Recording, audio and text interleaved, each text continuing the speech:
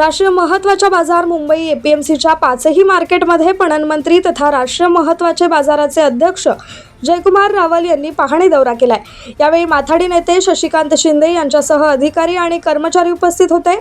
कांदा बटाटा आणि मसाला मार्केटच्या पुनर्विकासाचा निर्णय पुढील 2 महिन्यात घेण्यात येणार आहे। व्यापाऱ्यांना बजावलेल्या सेवा शुल्काच्या नोटिसांवरही चर्चा करून निर्णय घेण्याचे संकेत रावल यांनी दिलेत। दरम्यान शौचालये, पिण्याचे पाणी, नालेसफाई, स्वच्छता, अतिक्रमण आणि पॅसेजच्या छताची दुरुस्ती यांना प्रथम प्राधान्य देण्याच्या सूचना देण्यात आल्यात। निविदा प्रक्रियेत नियम बदलून मर्जीतील ठेकेदाराला फायदा दिल्यास गुन्हा दाखल करण्याचा इशाराही रावल यांनी दिलाय। मार्केटमध्ये एकंदरीत 5 मार्केट बघितले तर त्याच्यामधले काही ठीक होते आणि काहींची परिस्थिती अत्यंत वाईट आहे। त्यातलं एक कांदा बटाटा मार्केटला तर महानगरपालिकेने अंतिम नोटीस दिलेली आहे की त्याचं लाईट आणि पाणी बंद केलेलं आहे आणि ते पावसाळ्यामध्ये काही हानी होऊ शकतं, तिथे कोणी वापरू नये अशा प्रकारच्या सूचना दिल्या। तशा प्रकारच्या सूचना मार्केट कमिटीने व्यापाऱ्यांना कळवल्या, परंतु व्यापारी त्याची भूमिका आहे की आमचा रोजगार आहे, आम्हाला ती रिस्क घ्यायची, आम्हाला ते करायचं आणि या संदर्भात तातडीने निर्णय घेणं गरजेचं आहे। आणि म्हणून त्या संदर्भात आता आम्ही ठरवून त्याचं नवीन पुनर्बांधणी करण्याचा आम्ही विचार करतोय। त्या संदर्भात आता कांदा बटाटा मार्केट आणि ते अजून एक ते सेंट्रल काय तिथं तर ते दोघंही इमिजिएटली आमचा विषय आणि टप्प्याटप्प्याने मग सगळेच मार्केट टप्प्याटप्प्याने आपल्याला नवीन बिल्डिंग बनवावं लागते। त्या मीटिंग या बिल्डिंगा फार जीर्ण झाल्या आणि हानी होण्याची संभावना आहे। आता कोणी बांधल्या, कशा बांधल्या तो स्टोरीवर न जाता आज परिस्थिती खराब आहे, त्याच्या खाली 10-15 हजार लोक काम करतात, म्हणून आपल्याला वेळेत निर्णय घेणं गरजेचं आहे। बजेट पाहून, परिस्थिती पाहून टप्प्याटप्प्याने निर्णय घेऊ, पण याला खूप काळ आपल्याला देता येणार नाही। 10-20 वर्षामध्ये करू असं काही नाही, आपल्याला या नजीकच्या 1-2 वर्षामध्ये काही निर्णय घ्यावे लागतील, ते निर्णय घेऊ। परंतु जे स्टेक होल्डर आहेत, मग तिथले व्यापारी असतील, तिथले हमाल असतील, तिथले माथाडी असतील, अजून कोणी असतील, त्या लोकांशी चर्चा करून त्यांना कशा प्रकारचं काय पाहिजे त्या पद्धतीने आपल्याला द्यायचं। त्या तिघे मार्केटची पूर्ण प्रक्रिया कंप्लीट करायला मी सांगितलेली। ओसी घेणं असेल, फायरचं असेल, अजून काय असेल, त्या तिघ गोष्टी करायच्या।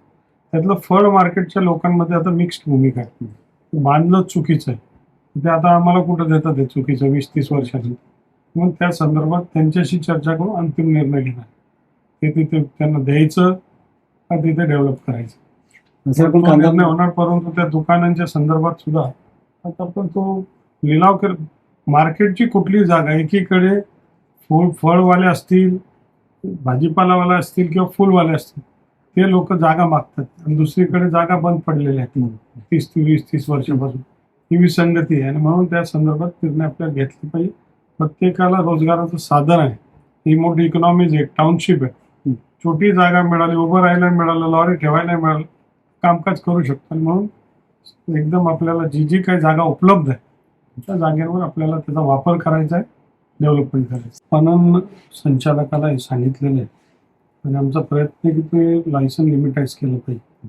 खरं तर कधी कधी असं होतं की हजारो कोटी रुपये खर्च करून मार्केट उभी करायची आणि मग त्यातलं आपण जर व्यवस्थित निर्णय नाही घेतला तर पॅरलल मार्केट तयार होतं, मग हे सगळं बंद पडेल आणि बंद पडल्यानंतर पुन्हा मग तो जो शेतकरी किंवा ग्राहक असेल तो ठराविक माणसांच्या ताब्यात, कॉर्पोरेटच्या ताब्यात जाईल।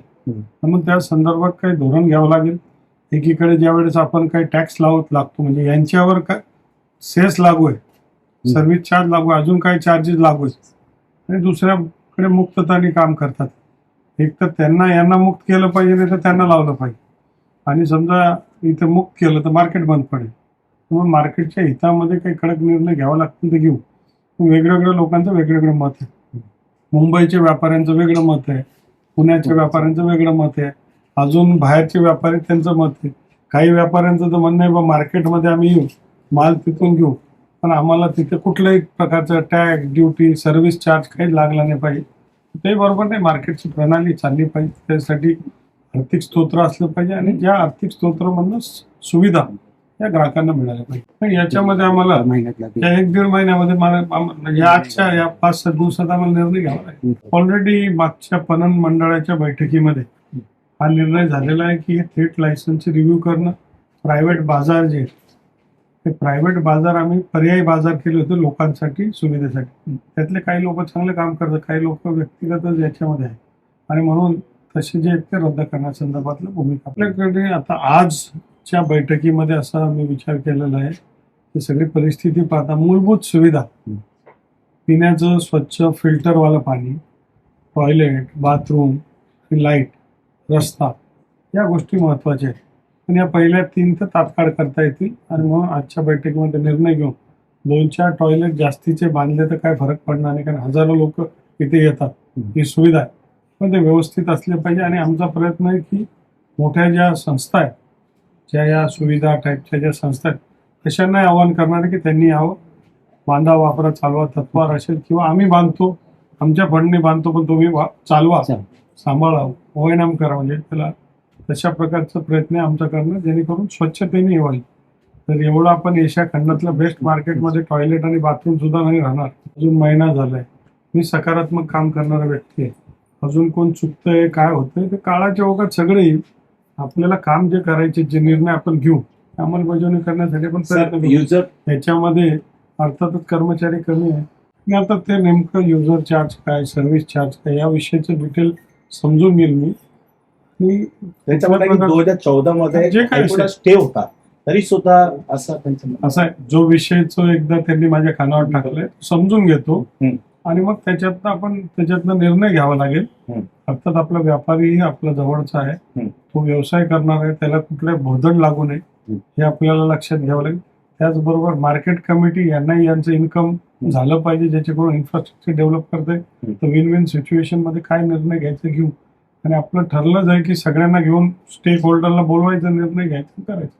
तो बरोबर आहे, मला मान्य आहे. फुटपाथवर काही लोकांनी अतिक्रमण केलं, तर तडकाफडकी आता बुलडोजर चालवून लोकांना बेरोजगार पण करता येणार नाही. आणि रोजगार आणि लोकांचं आयुष्य आता 5-25 वर्ष आहे.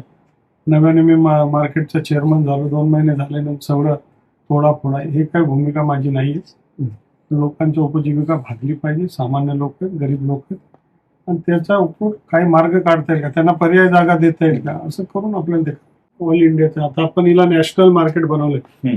आता देशाचा माल, जगाचा माल, त्याचं ट्रेडिंग हब हे झालं पाहिजे, हा प्रयत्न. असं काही जे गोष्टी असतील त्या चुकीच्या आहेत, कायदेशीरच सगळ्या गोष्टी झाल्या पाहिजे.